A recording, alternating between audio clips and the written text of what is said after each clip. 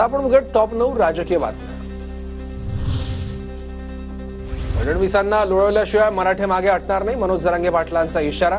फडणवीस सत्तेवर बसून गरीब मराठ्यांना विरोध करत असल्याचाही आरोप केलं।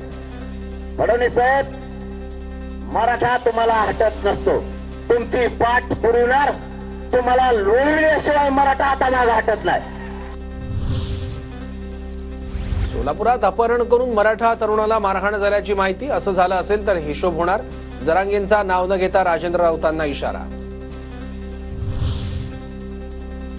जरांगेंना ववियानं सुपारी दिली आहे का? पवारांच्या सोपल यांच्यासोबतच्या भेटीनंतर पेटवा पेटवी, राजेंद्र राऊतांचा सवाल। तर राज्यात मणिपूर सारखी स्थिती निर्माण होण्याची भीती, राजेंद्र राऊतांचे विधानसभा अध्यक्षांना पत्र।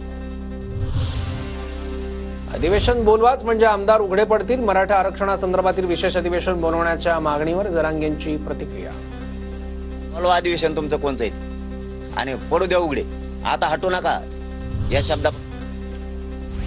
अब्दुल सत्तार यांचा मनोज जरांगेंना फोन, सगळे सोरे आणि हैदराबाद गॅझेटबाबत फोनवरून चर्चा। सत्तारांनी माहिती देण्यासाठी फोन केल्याची जरांगेंची माहिती।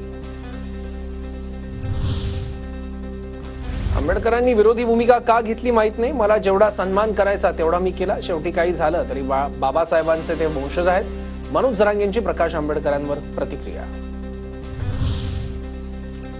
लाडकी बहीण योजनेमुळे इतर योजनांचे पैसे 3 महिन्यांपासून बंद, विजय वडेट्टीवारांचा सरकारवर आरोप।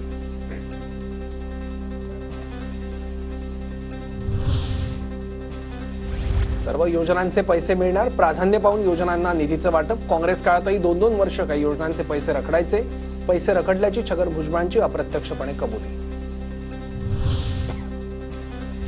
गुजरातच्या भाजपच्या व्यापारी मंडळाकडून महाराष्ट्राच्या राजधानीवर हल्ले, मुंबईला ओरबाडण्याचा डाव, संजय राऊतांचा आरोप।